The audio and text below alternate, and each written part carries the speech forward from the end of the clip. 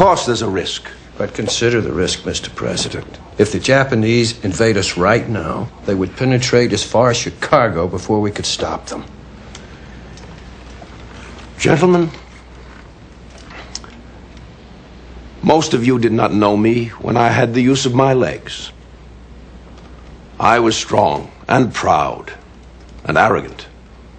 Now I wonder every hour of my life why God put me into this chair. But when I see defeat in the eyes of my countrymen, in your eyes right now, I start to think that maybe he brought me down for times like these when we all need to be reminded who we truly are, that we will not give up or give in. Mr. President, with all respect, sir, what you're asking can't be done.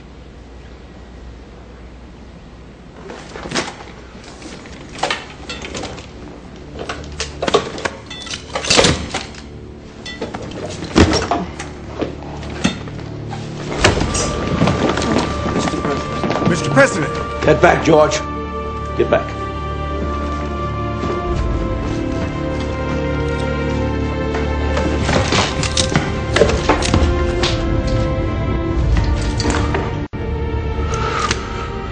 Do not tell me it can't be done.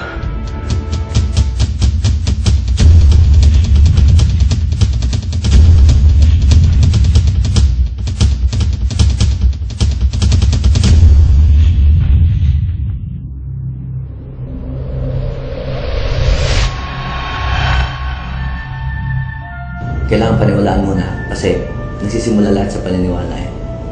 Pag pinaniwalaan, saka nangyayari. Hindi totoo na nangyayari na hindi pinaniwalaan.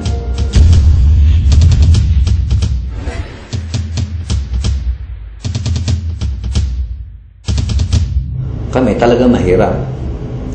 Kasi gigising kami, hahanap kami ng mautangan, panghulog sa utang. Talaga mahirap. Lampas hanggang ulo yung problema namin sa pera.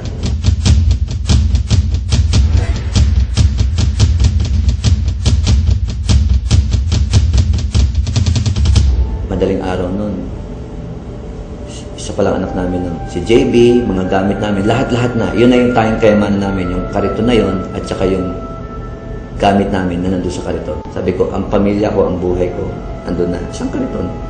Tumipat kami ng bahay.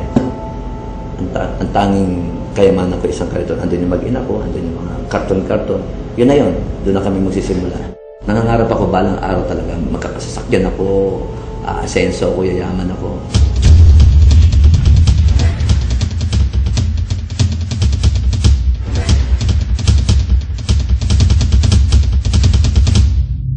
Ang nakita ko talaga na naiintindihan ko, yung gigil ko na makaon sa hirap, yun yung nagtulak sa akin. Kaya ako nakaon sa hirap. Kasi kahit naman ano, aaralin ko eh. Kahit wala akong skills, aralin ko.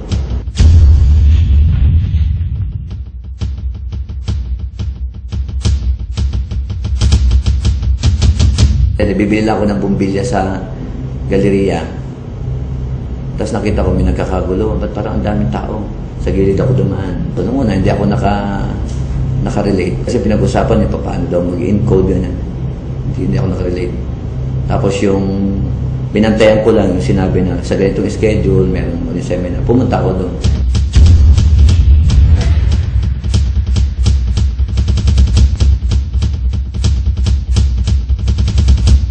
Yung matinoy ako narinig ko. Yan. Pag-uwi ko, umiyak ako ng napakatindi. Kasi naghalo na yung emosyon ko eh. Sabi ko, yung sama na loob ko sa sarili ko, yung galit ko sa mundo, yung galit ko sa mga nangyari sa akin. Tapos nakakita ako ng ganitong presentation. Sabi, parang naramdaman ko na dito mababago buhay ko.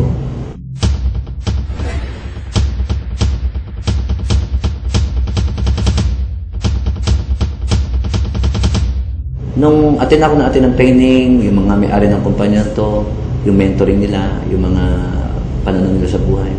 Nung in-apply ko, gumanda ang samahan namin mag-asawa. Yung tiwala niya sa akin, tumaas.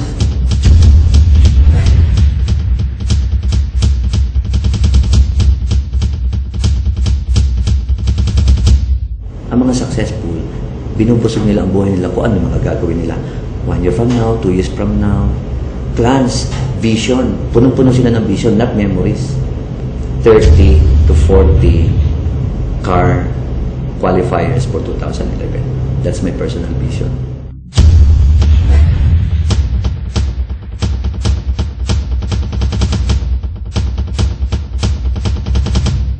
Masarap pala na maging successful pag marami kang dinaan ng hirap. Kaya ako nakakaharap sa sa kahit anong sitwasyon kasi galing ako dun. Hanggang after 1 year and 1 day, nakabili ako ng Pajero 4x4 dito. After 1 year and 9 months, na na-enjoy namin yung Pajero, binenta ko yun kasi nga lumabas yung Montero eh. Bumaba yung presyo ng Pajero mula nang lumabas yung Montero. Tama naman naglabas ang Sante ng car incentive. So, dinoble talaga namin ang trabaho, di ba? Nanggigil kami. So, ayun. Yun yung ilalabas namin ngayon, Montero. O, di ba? Montero na.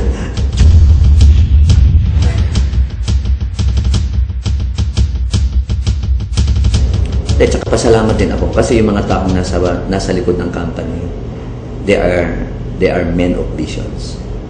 And ito yung mga taong yung moral foundation nila, yun ang isa sa mga key factor bakit stable ang company.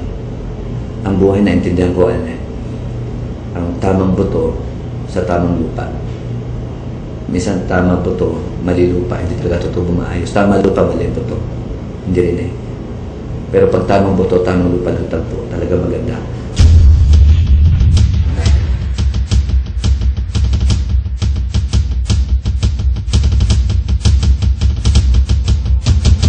Ako ang pinakamalaking kayamanan ko ngayon, yung nakakaintindi ako ng tao. Yung kaya kong iladag sa tao at ipaintindi sa kanya na ang success may bakas. Yung tinuturo ko na sa kanila, libro na ng buhay, yung totoong libro ng buhay. Ang dami natin kasing lesson sa buhay, problema, hindi tayo sensitive sa lesson. Sabi ko, kaya ko palang maging instrumento sa pagbabago ng buhay nito. Yun ang pinakamalaking kayamanan.